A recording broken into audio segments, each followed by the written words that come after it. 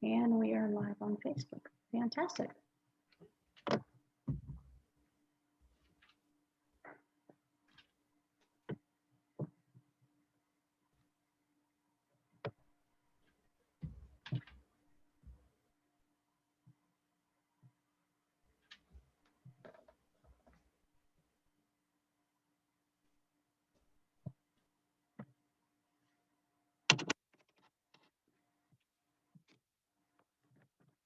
Welcome, everybody. My name is Michelle Long with Clearwater Audubon. I serve on the board of directors. We're going to have just a few more minutes to let everybody in. We're streaming live on Facebook, and we'll have this feed also on our YouTube channel probably by tomorrow morning. So we'll just have a few more minutes to let everybody in.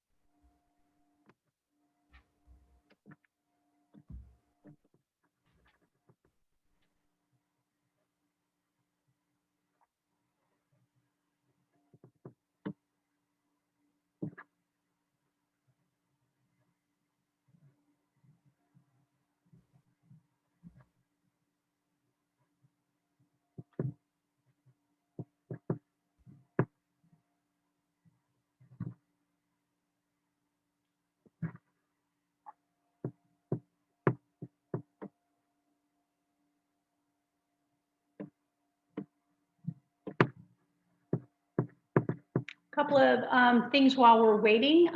Just a note, we are also hosting our May program on Zoom, and then we hopefully we'll see you all in the fall. So please join us in May. Very exciting program on Florida turtles.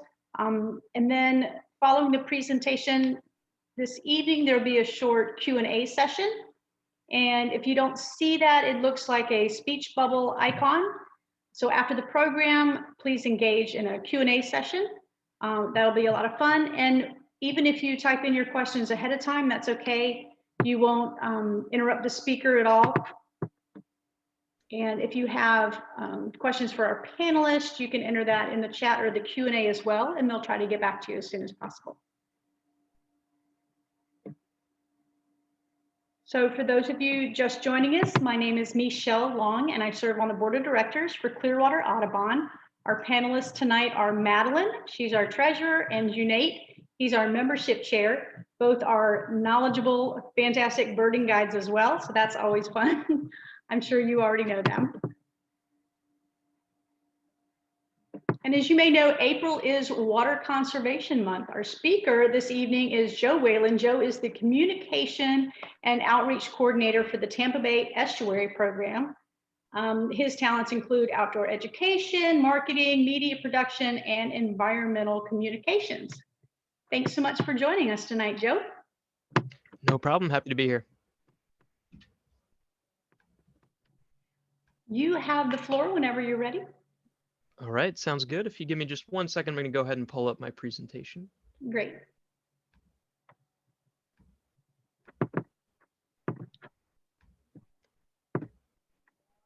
Alrighty. And if you could just let me know that that's displaying correctly on your screen. Should go full screen in just a second.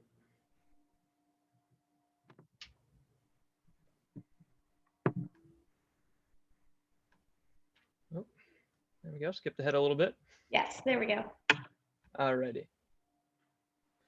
Okay, so from my perspective, it's looking good. It's all good on your end. I'm ready to go. Thank you so much for having me. I'm very happy to be here today. As was mentioned already, my name is Joe Whalen, and I'm the Communication and Outreach Coordinator for the Tampa Bay Estuary Program. First and foremost, happy Water Conservation Month. Obviously TBEP is involved in water quality quite a bit, so it definitely made sense to bring us in, and I'm really happy to speak to that, and not just to my work, but the work of all those on the TBEP team, and I'll make sure to give them some shine in just a bit as well. But what I'm going to cover today is essentially a little bit about myself, what I do at TBEP, a bit about the Tampa Bay Estuary Program um, itself, of course, and then, like I mentioned, a little bit about our team. We have quite a diverse and eclectic staff, so I'd love to be able to talk to them a little bit. Because if anything in this presentation sparks your interest, chances are eventually I'd probably direct you to someone else on the team if I wasn't able to collaborate with you or talk to you more about the interest. Everyone is super knowledgeable on the staff, and it's a pleasure to work with all of them. And then I'm also going to talk about some of our current and anticipated projects. The nature of the TBEP beast is to be rolling out projects frequently, starting new ones, working on old ones, and figuring out ways to collaborate with people and partners as much as possible. So I'll talk a little bit about those, and a lot of them are community-based projects. So they require a community of people such as yourselves, folks such as yourselves that are interested in the environment and kind of always seeking ways to be involved. And then that kind of leads right into my next point, which I will talk about how to get involved with TBEP, and not just a one-way street of y'all getting involved with us, but how we can work with each other. And so I'll be talking a little bit about our grant programs and things like that. And then I imagine a lot of you are aware of the situation at Piney Point that is unfolding as we speak and continuously developing. The TBEP team has, as you can imagine, been extremely busy today figuring out, the best way to roll out some messaging around that, get a statement out, and how we're going to continue to work on the tech side to be of the most service that we can be, as a National Estuary Program with the help of our partners. So I'd like to give you a really quick update on that. And essentially, it's just going to be the statement that we made earlier today. I figured this was a good opportunity to get that out in front of more people's ears. So I'd like to do that. And then as I've come to learn, there'll be a Q&A, and I put that in there anyways. So I'll be taking some questions if there are some. All righty, moving right along. So like I said, a little bit about myself. I wanted to just give you a little bit about my background. Originally from New York, but I came down to beautiful St. Pete for college. I went to Eckerd College, and that's really where my love for the environment and all things estuary related and Florida related blossomed. That turned into a certificate in environmental communications for behavior change at Duke University. And that really opened up science communication to me and public interest communications. And so now I'm looking forward to a master's in that specific field at the University of Florida. And I'll talk a little more about why I feel that's important in the scope of what TBEP does in just a second. But my professional interests and focus, like I just kind of mentioned, is community-based social marketing, which is something that TBEP tries to lean into as often as possible. And this is basically the idea that if we can create campaigns and focus our education around social science and the things we know about how people behave within systems, within communities, then we might be able to get a higher rate of engagement with that content. And then another really great interest of mine is accessibility in science communications. So figuring out how to make some really awesome products around the science that's being done in this region, whether that's water quality science or some of the other projects that I'll talk about in a bit. But making sure that those communications, whether it happens on social media, anything we give to the news, on our website, making sure they're accessible to as many people as possible and that they're equitable as well. So that's a learning process, and I know just in the 2 years I've been with TBEP, I've learned a lot about how to incorporate that in my approach. And then, of course, a lot of my background is in marketing, and I love marketing. I love applying marketing tactics to the environmental effort. I think it's one of the main ways that we're going to figure out how to get more people on board with the things that we all collectively value. We need to figure out how to better market those things because there are a lot of obstacles keeping people from adopting the behaviors that we'd like them to adopt. And then art and design is also are two things that I just love, both professionally and personally. But I think they have a really important place in the environmental movement. The interconnection between the environment and art and design are all a big part of what I try to bring to science communications. And then just quickly, personal interests and hobbies. I'm a nature enthusiast. I mean, that's maybe part of the reason I work here. Lover of all things avian. When I was offered this chance to speak, of course I was like, yeah, I'm going to be around my people. You know, uh, Working with birds has always been a passion of mine, and I'm happy to have done that during undergrad, and now as much as I can figure out how to do that in this position, I try to. So happy to be here and to be talking about birds a little bit, even if just for a moment. I'm also an amateur photographer, and then, a musician and a bookworm, and those are kind of all of my things, and they all, in my mind, have an environmental lens to them somehow. So enough about me. I want to talk a little bit about TBEP. The reason I'm here, I want to talk about TBEP. It's one of the first things I generally tell people is we're a national estuary program. The Tampa Bay Estuary Program is a national estuary program, and we're not the only one. There's one of 28, and this is a program underneath the EPA. And so Tampa Bay was designated an estuary of national significance by Congress in 1990. And since then, we've been operating as a national estuary program.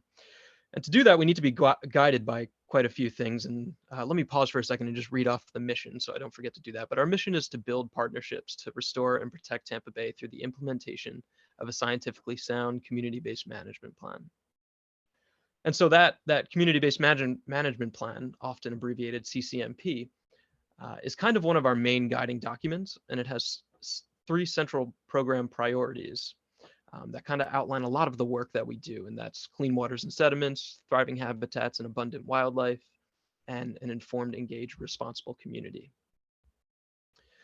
And as a national estuary program here at TBEP, we're made up of a policy board of elected officials, a management board, regional administrators, and then several committees of environmental professionals that span throughout the work that we do here. So we have a technical advisory committee, a community advisory committee, and then an open science subcommittee. And you can visit all of those, learn more about all those by visiting our website, tbep.org.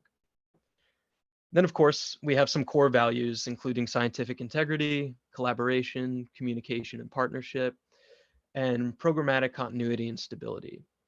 And if you do end up visiting tbep.org or talking to someone about TBEP, chances are one of the main things that might come up in conversation is kind of one of what we consider to be, our key story or our key accomplishment, which is this recovery of Tampa Bay's seagrass to 1950s levels through nutrient loading reduction and water quality improvements.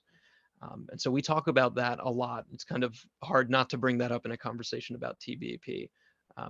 But definitely wanted to make mention of that before I talk about the many things that it took to get us to that point. And again, these are, sort of these things that guide us. And these include, as I mentioned, the CCMP, which is that community blueprint for action over a 10-year planning horizon. And I did want to mention we have the most recent update was in 2017, and we have a public summary that's a bit easier to digest available on our website. But we also have the interlocal agreement that was originally signed in 1998. And essentially, this is a group of our partners that committed to achieving the goals of that CCMP. On a more granular level and a yearly level, we have an annual work plan that outlines the projects and priorities consistent with that CCMP and the strategic plan that I'll talk about in just a second. This work plan generally outlines some of the projects and general ideas that we have throughout the year, and then we make more concrete as they take shape. And then I did want to mention the strategic plan, mainly because this was recently updated, and it gives a really good overview of some of our our strategies, if you will, moving forward. And because they were just updated, they're kind of interesting to see how the program is looking forward to the next 5 years, 4 years. And I won't read off all of these, but the elements of this strategic plan include this appeal to open science, which there's a great section of our website if anyone's interested in learning more about open science and making science more accessible to scientists and other key stakeholders or people who want to better interact with that science. You can check that out on our website.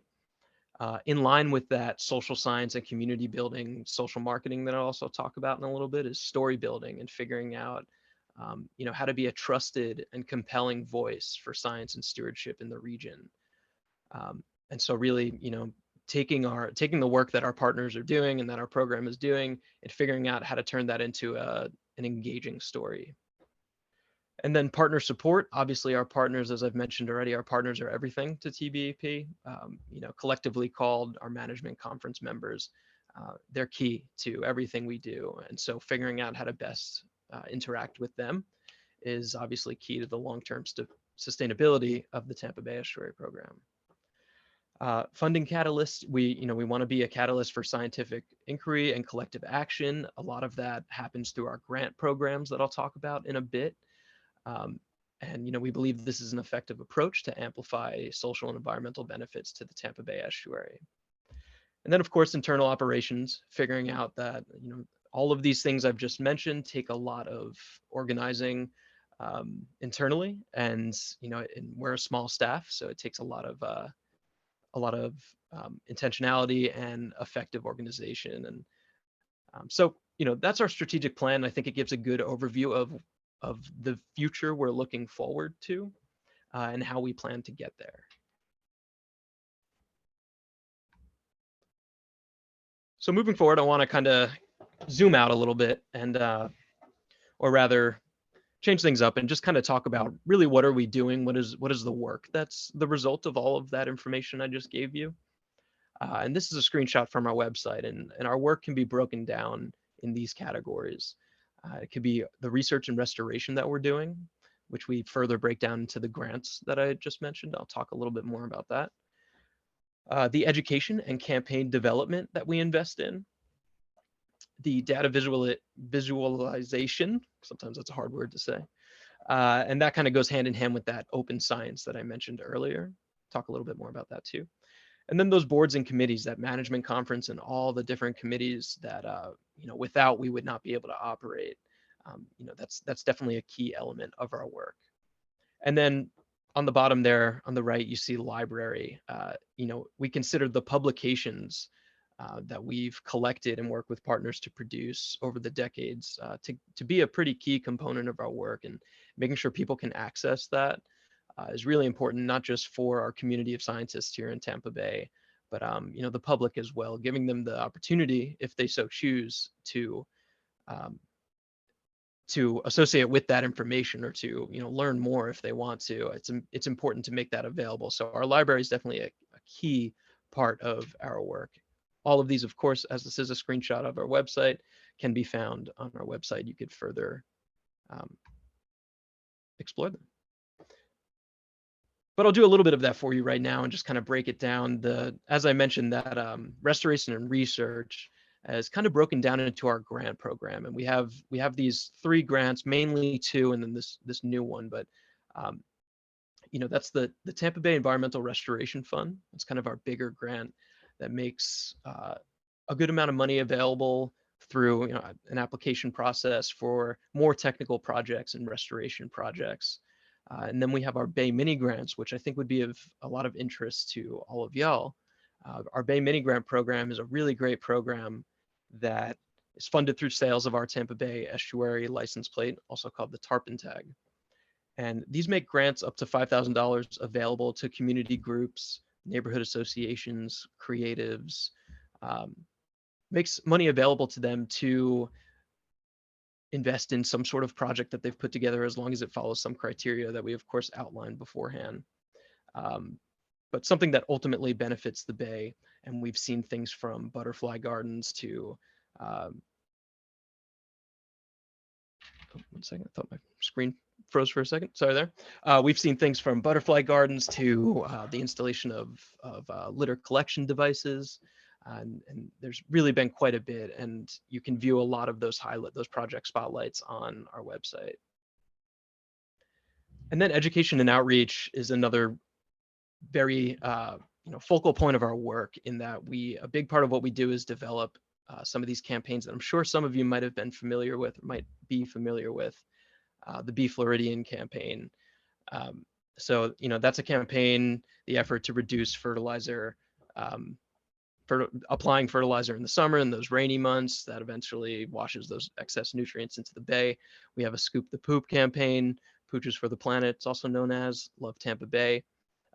These are those community-based social marketing campaigns that we develop and work with partners to develop. And then, through those campaigns, there's a lot of products that we want to be able to serve up alongside a lot of the other educational products that our partners create. And so we have, sort of hub on our website where we can serve all these things up. You can find anything from Florida-friendly landscaping to coloring books that you could download and use in class. It's all about just making the decades of educational materials we have available to anyone who wants to use it.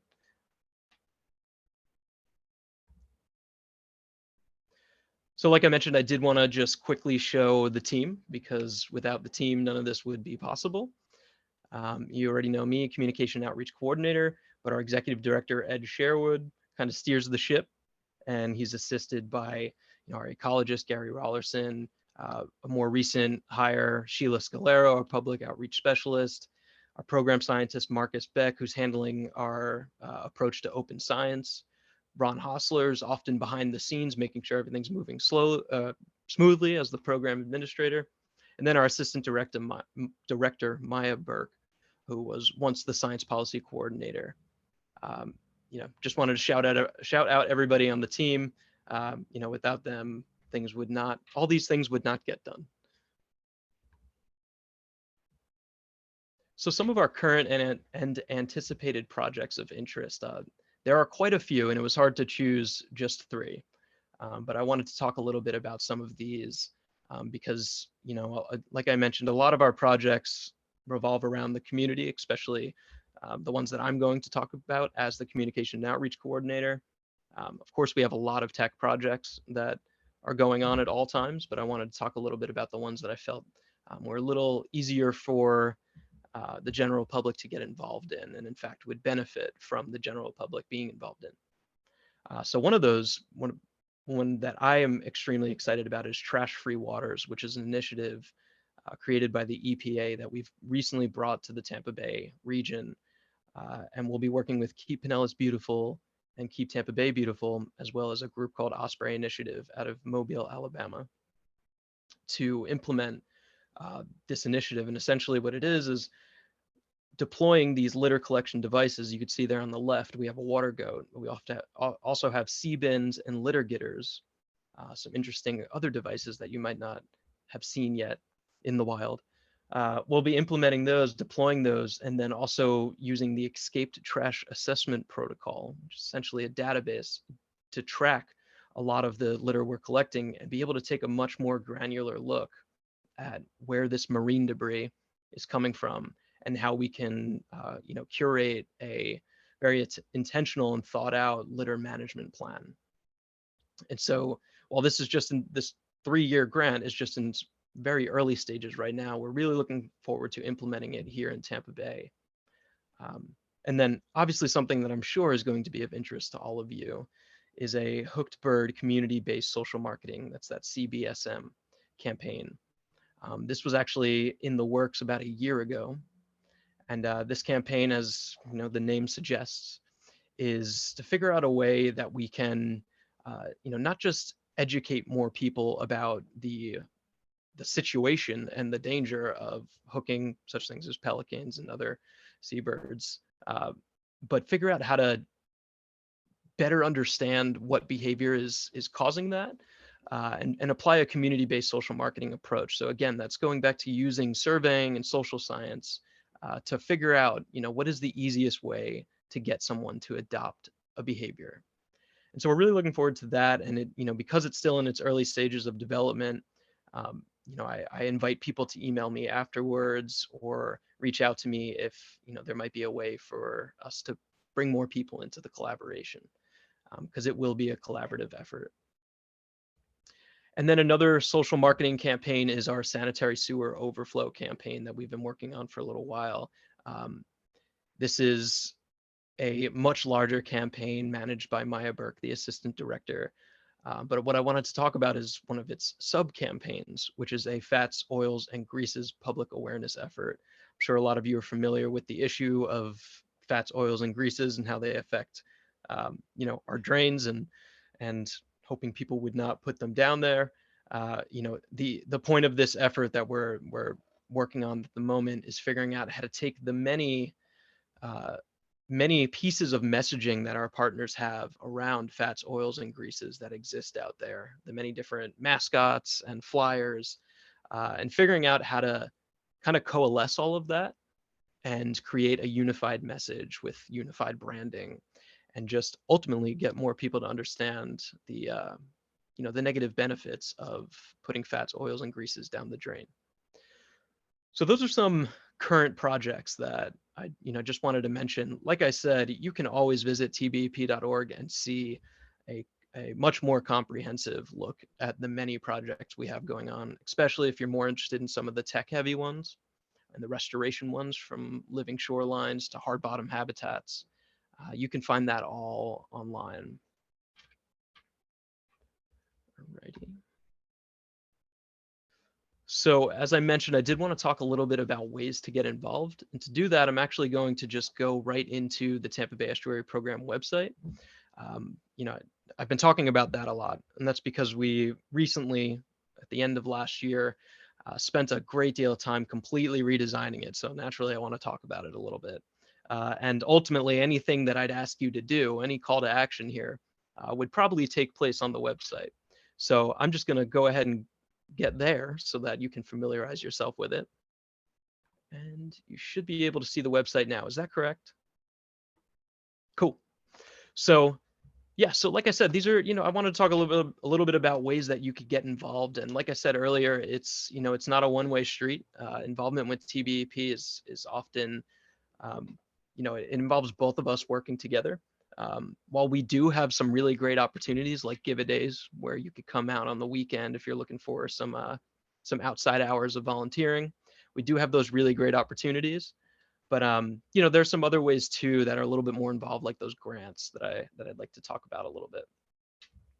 But just so you can see it, this is the website. As you can see, we've got lists of upcoming events if you're looking for something to do.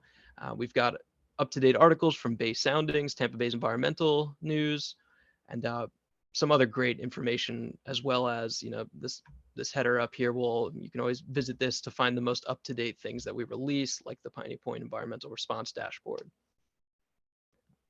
I then wanted to talk about, like I said, the Bay Mini Grants, which I feel would be a great resource to some of you in the future. Bay Mini Grants are, other than TBERF and Seagrass and the Tarpon Tag, TBERF being Tampa Bay Environmental Restoration Fund, Bay Mini Grants are really the thing that we're really well known for, because they have helped so many community groups kind of make a dream a reality through this funding. And so, each year, at the end of the summer, we invite interested community groups, interested creatives, neighborhood associations to apply to a mini grant. On our website here, you can see there's a lot of information about what that looks like, what kind of money is available, the application timeline, who can apply, and we even put together some videos to help people. A lot of times it's people's first time applying for a grant. We're here to help you figure out how to do that. And yeah, so and kind of lost my train of thought, but we're here to help you figure out how to do that. And of course, this is directly connected to the Tarpon Tag. And if you're unfamiliar with the Tampa Bay Estuary Program specialty license plate, the Tarpon Tag is the thing that funds these Bay Mini Grants. It's the thing that makes these projects possible. And I couldn't give a presentation without somehow hinting to everyone that if you don't already have a specialty license plate, I would love it if you considered the Tampa Bay Estuary license plate. All of that money goes directly into the Bay Mini Grant Program, which you might one day benefit from. But ultimately, Tampa Bay at large is benefiting from every day that people are driving around with a license plate. And it's super cool and it's great. It's got a tarpon on it. And, the staff all have one. So you'd be joining the crew. And if you did decide to learn a little bit more about that, you can visit the Tarpon Tag webpage, where we have more information about how to actually get one, which, secret is going to a DMV, or tax collector office. So that's really the only way. But more information about, where that money goes and why we think it's such a great choice for a specialty license plate. And earlier I mentioned our education component of the overall mosaic of everything TBEP does. Like I said, there's a lot on our education page. There are a lot of resources that might be of interest to you, from our behavior change campaigns to these things for elementary schools and videos, and our newer digital challenge grants, where we invited a bunch of digital content creators at the start of the quarantine. We gave them some income opportunities to create some new, refresh, and optimized educational materials, science communication materials. So there's a lot in here. We've even got links to some of our favorite local organizations like Pathfinder Outdoor Education, AEE, and we're always updating this, and we're always trying to make it as fresh as possible. And if any of you know an organization that has some great content that you think should go on this page, send it over. We'd love to add it to the lineup.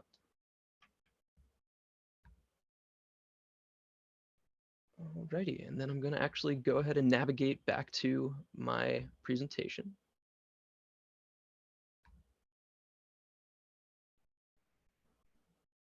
One second.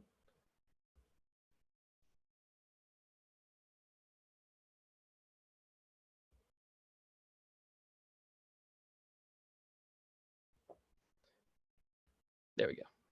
Seeing your presentation again? Cool. All right, and so I've talked a lot about TBEP, and in the Q&A, I hope to make a little bit more time, just being cognizant of the time that I do have. I just wanted to quickly move to the next point, which, as I mentioned earlier, is that Piney Point update. I know this is a concerning topic for a lot of people at the moment. As it continues to develop, we here at TBEP are figuring out the best way to work with our regional partners to coordinate and synthesize water quality, benthic seagrass, and fisheries monitoring data. So basically, collecting that data now, setting a baseline, figuring out the best way to set ourselves up for success and future monitoring as the situation continues to develop. I'm sure everyone's been reading the news and seeing a lot of different information, but our official statement states that the primary pollutants of concern for this discharge are phosphorus, nitrogen, and ammonia.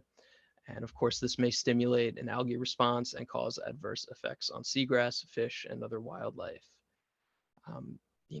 Sort of the optimistic thing we'd like to say is, as a community, we need to renew our commitment to a healthy Tampa Bay and continue to invest in protecting this natural resource that we've worked so hard to restore over the past 30 years. And Tampa Bay is resilient, and it's been through, past difficult situations. And we're looking forward to figuring out how to continue working as a partnership with our partners to figure out how to best tackle the situation. So if you are interested in more information about Piney Point, we are, this isn't the only statement we're going to put out, or rather it's not the only information we're going to put out, but we'll be continuously updating our what we call a link tree, essentially just a list of resources that we create, that currently include a new dashboard that we just created, and some live drone footage and some other information. We'll be continuously updating that. You could find that on social media. You could visit our website. But we hope that you'll come to our communication channels to find that information. All right, and that concludes my presentation, and I'd be happy to take some questions. And I also appreciate everyone giving me their time. Thank you so much, Joe. We do have one question in the Q&A. Are you able to see that? The Q&A? Let's see.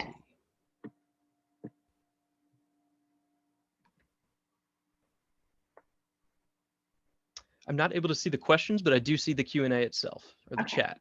I'll read it. Can you share some information on how you were talking about climate change and sea level rise resiliency? Yeah, so something that's actually in the works at the moment is the Community Climate Change Education Series that we're working on with ICAR. That's the Initiative on Coastal Adaptation Resilience.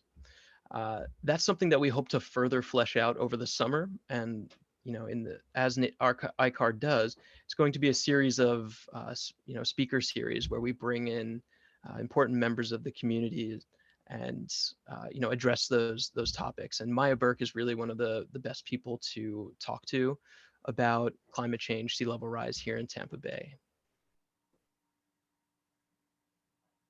The next question is, the Piney Point situation, is that a grave concern, correct? I would venture to guess that it is, well, it is definitely concerning. It's like I said, Tampa Bay is resilient and it's dealt with issues in the past, but it definitely is a serious situation that needs to be taken seriously. And we're working hard on it right now to figure out how to best do that. Okay. Since I cannot type to the questions, I'm going to ask it verbally. So they keep talking about emptying that reservoir.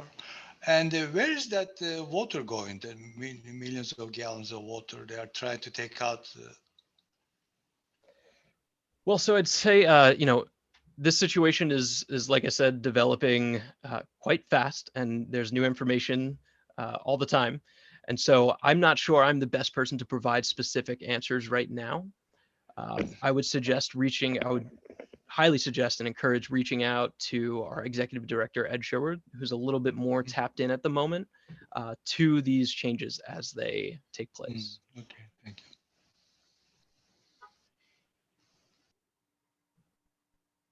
We have a participant that says that she walks Sand Key Beach 2 or 3 times a week. And recently, each time she goes to the beach, she sees a dead bird on the beach. Is that because of the algae that's coming up from the southwest coast already? I'm not sure I have an answer to that question. I'm not sure we're doing any studies that I know of that are, identifying what is causing that death.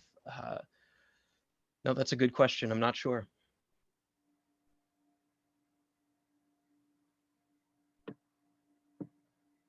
Do you offer opportunities for young people to work with you either at an entry level or as employees or interns?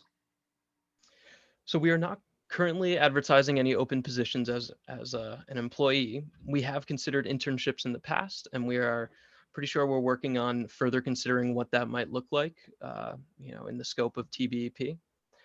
We do try our best to cater to students that are looking for, volunteer service hours through our Give a Day for the Bay program, which is of course that volunteer program.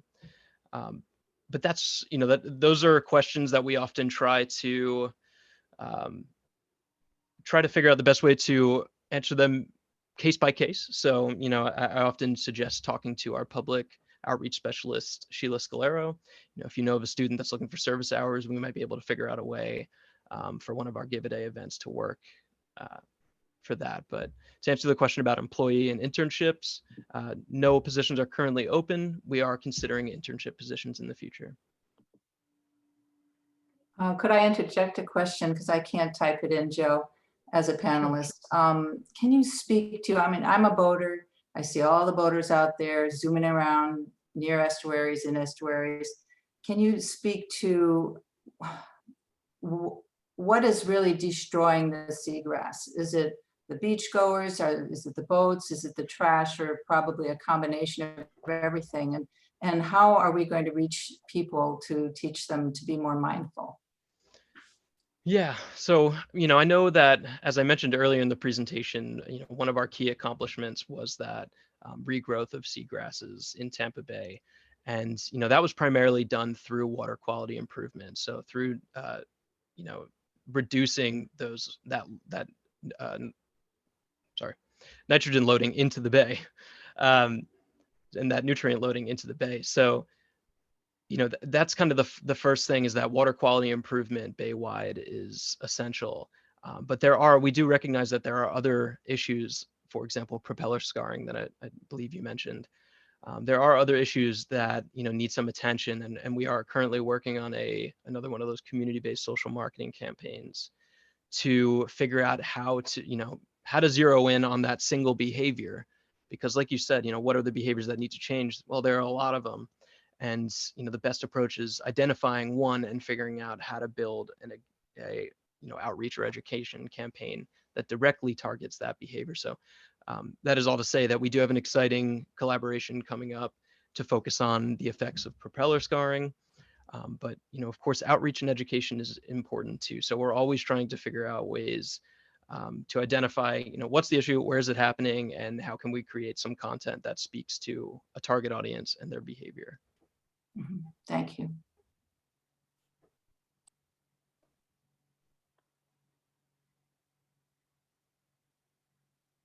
Well, it was probably a couple of years before you joined the team, but noticed someone in our list that presented me with a mangrove award for, we did a few years, we were awarded Tampa Bay Estuary Program grants for an outdoor classroom we built at a middle school, which was such a fun project. And, the grant was, it was complicated, but it was fun, and the kids were a part of writing that grant. And so I would say to anyone who's in attendance, who is watching, if you know a teacher, that wants to get their kids outside, especially now, and make a difference in your schoolyard, restore habitat, even those small community groups that you mentioned, it really is a fantastic program. And of course I have a tarpon tag, and through that it was a really great experience for our students. Not every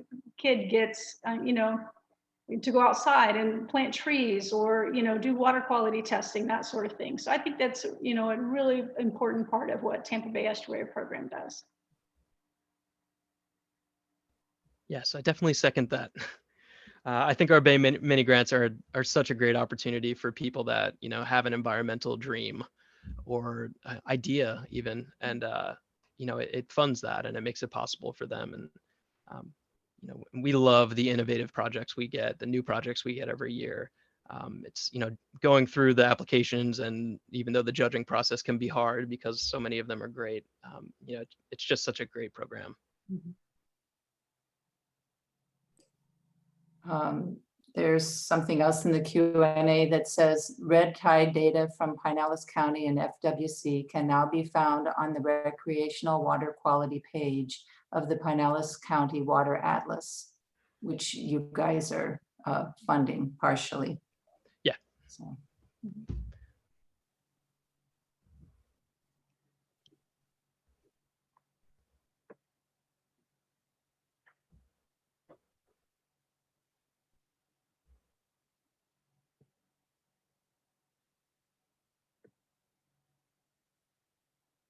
Go ahead, Roger, if you'd like to unmute yourself and ask a question.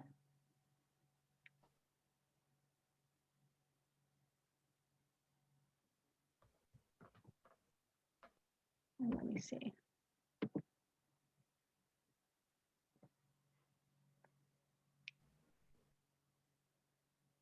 One of the questions is, do you have funding other than from the tarpon tag?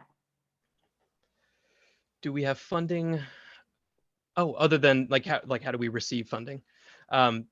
Yeah, so we, as I mentioned earlier, we are a product of the EPA. So, that's partial of our funding. We take donations. So you can actually visit our donation page on our website to learn a little bit more about what that looks like. Yeah. Do you have other outgoing funding for community, I think? Oh, okay. Yeah, so we actually did just create, as I think I might have hinted to it a little bit, our digital challenge grants.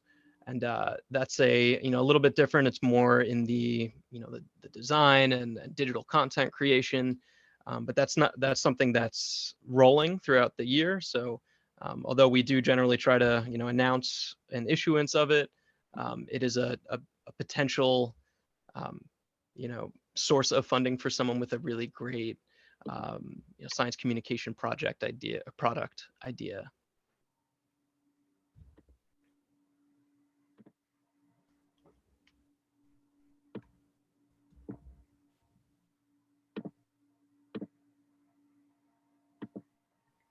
Well, thank you so much for your program tonight and keeping us updated with the Piney Point situation. I know we've all been tuned in. I know I have all day. There are a lot of partners working on that right now and trying to get, you know, the best information that they can and already coordinating plans and, you know, trying to find a way where they can pitch in. And, you know, the community's very concerned, obviously. And yeah, I think we have a great deal of our membership that's not only concerned, but, you know, is ready to pitch in and, you know, help where we can. I know there were, you know, plants planted there and, you know, preventative measures. So hopefully this will cycle in a positive direction. But thank you so much for being a part of it and keeping us informed. Of course, I was happy to be here, and thank you all so much for giving me your time, lending me your ears. I really appreciate it. All right. Thanks, Joe. No problem. Pleasure to have you here. Just as an endpoint, we are still seeking new committee and board members to join Clearwater Audubon. If you or someone you know is passionate about birding or conservation, please visit our website to learn more about those opportunities. Just click our board at the top to view a list of available positions. Also, be sure to click the field trip tab for the latest spring field trip opportunities. We have a couple of weekday field trips. That's something new that we're doing. A recorded version of this webinar will be available on our Facebook page and our YouTube channel. You can find our social media links at the bottom of our webpage. Once again, I'd like to thank Joe Whalen for his time tonight. I also want to thank each of you for your continued support of Clearwater Audubon. Make sure that you're getting our emails, Wingbeat newsletter, and that you're connecting with us on social media, if that's your thing. We are on Facebook, Twitter, Instagram, and YouTube. And it was a pleasure to have everybody here tonight. Stay positive, test negative, and we hope to see you in the fall. Thank you, Joe. Thank you so much. Good. No I'm problem. looking forward to looking at your website. Yeah. Thank you. Good night, everyone. Bye-bye. Good night, everyone. Bye.